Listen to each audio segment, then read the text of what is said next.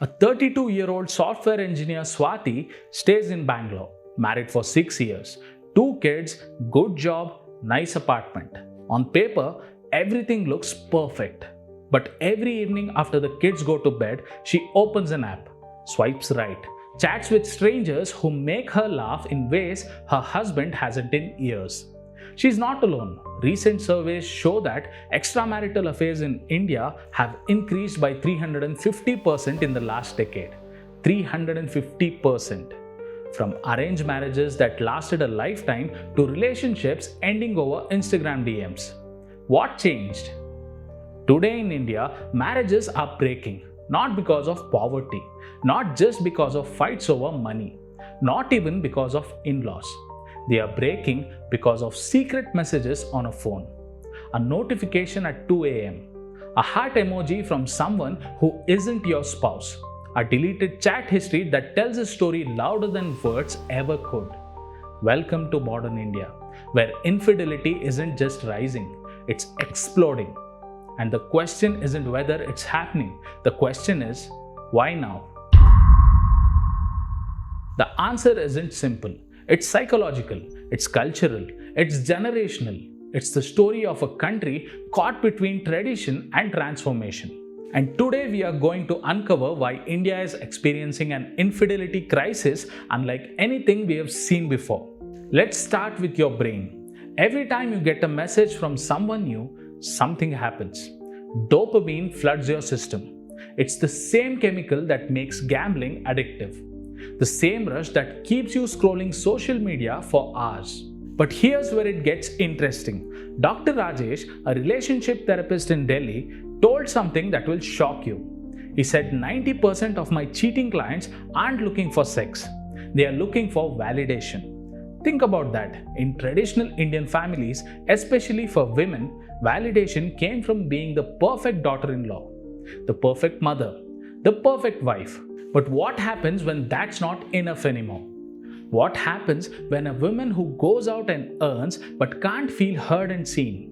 What happens when a man provides for his family but nobody asks how he's feeling inside? The validation they can't get at home, they start seeking elsewhere. And then there is trauma bonding. Many Indians grew up watching their parents in loveless marriages, staying together for the children, fighting behind closed doors, smiling in public. We learned that love was sacrifice, that happiness was selfish.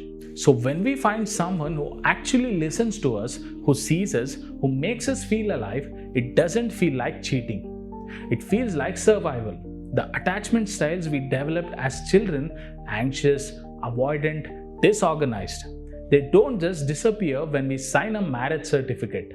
They follow us. They shape how we love, how we betray, how we justify both. But psychology alone doesn't explain the sudden spike. The real game changer? Technology. In 2010, Tinder didn't exist in India. WhatsApp was just launching. Instagram was a year old. Today, there are 50 million Indians on dating apps. 50 million. And here's the kicker. 60% of them are already in relationships.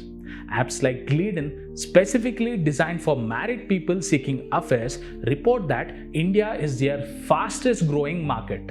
Think about how easy it's become. Your spouse is in the kitchen making dinner. You are in bedroom 3 swipes away from someone who finds you fascinating. No more elaborate lies about working late. No more hotel receipts to hide. Just delete a chat. Clear your browser history and the evidence vanishes. Technology didn't create the desire to cheat, but it made acting on that desire effortless. And then there is social media. Facebook reconnected you with your college crush. Instagram shows you what life looks like with filters. LinkedIn makes that random connection feel professional. We are constantly comparing our behind the scenes with everyone else's highlight reel. Your marriage feels like ordinary. Your spouse feels predictable. And that person sliding into your DMs, they seem mysterious, exciting, new. The grass isn't greener on the other side anymore. It's in high definition with perfect lighting posted every day on your feed. But technology is just the tool.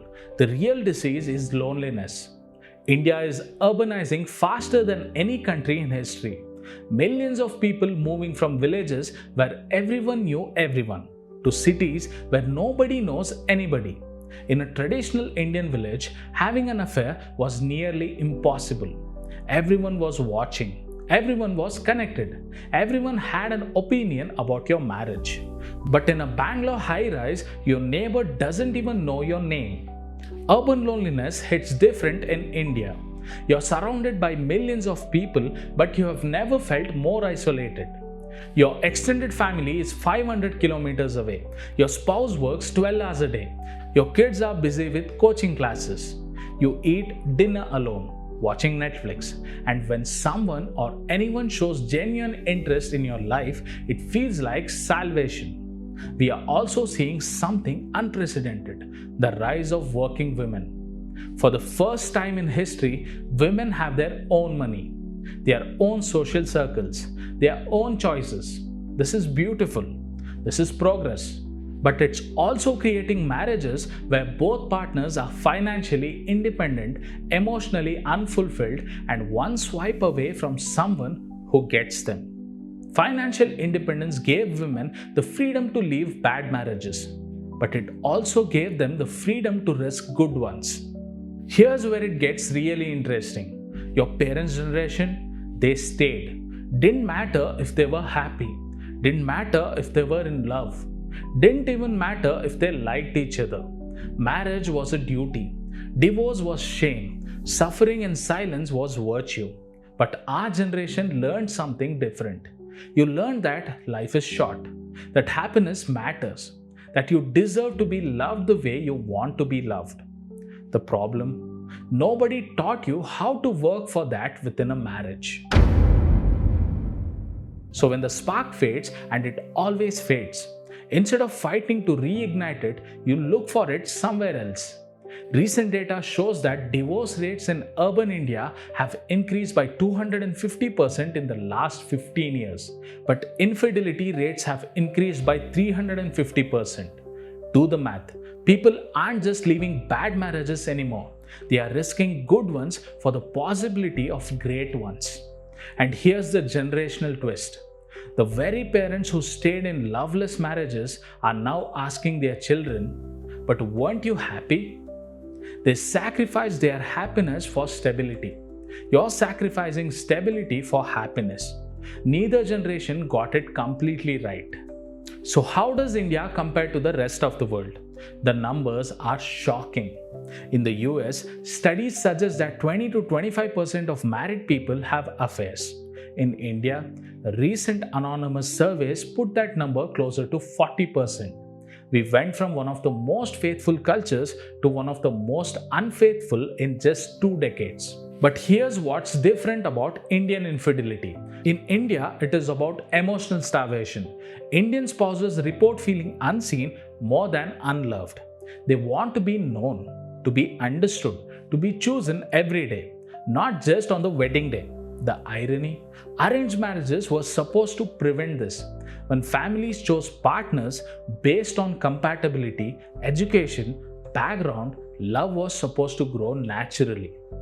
But what we are discovering is that arranged marriages often create compatible roommates, not passionate partners. And in an age where passion is just a notification away, compatibility isn't enough anymore. This brings us to the uncomfortable questions. Is infidelity really betrayal? Or is it the search for something we have never had in our marriages to begin with? When a woman married to a man chosen by her parents finds someone who actually asks about her dreams, is that cheating? Or is that healing? When a man stuck in a marriage that feels more like a business partnership discovers someone who laughs at his jokes, is that wrong? Or is that human? Maybe the problem isn't that people are cheating more. Maybe the problem is that we are expecting more from marriage than marriage was designed to give. Marriages were historically about survival, about families joining families, about economic security and social status. But modern Indians want what Hollywood promised them: soulmates, best friends, perfect partners who complete them. We want arranged marriage stability with love marriage passion. And when we don't get it, we don't just stay and suffer like our parents did. We go looking for it. The question is, are we looking in the right places? Here's what nobody talks about. Every affair is a story about two marriages, the one that's breaking and the one that could have been. Every secret text message is evidence of a conversation that never happened at home. Every stolen moment is proof of presence that was never felt in the relationship. Every lie told to a spouse is a truth that was never safe to speak. Maybe rising infidelity isn't a sign that Indians are becoming more immoral. Maybe it's a sign that Indians are becoming more human, more willing to risk everything for the possibility of being truly known, more brave enough to reach for what their hearts actually want, more honest about the fact that settling isn't enough anymore. The real question isn't why infidelity is rising in India. The real question is, what is infidelity trying to teach us about what we are missing? And if we really listened to what affairs are saying about our marriages, could we save marriages? I think yes. If we understand and communicate calmly with our partner of what we want and what they want, a lot of marriages could be saved. What do you think? Is this crisis about technology or trauma? About opportunity or emptiness? About moral decline or human evolution? Leave your thoughts in the comments. And if this made you think, share it with someone who needs to see it. Because maybe, just maybe, understanding the why behind the betrayal is the first step toward healing what's actually broken. Thanks for watching and do subscribe. And remember, the most dangerous lies aren't the ones we tell others. They're the ones we tell ourselves about why we stay and why we leave.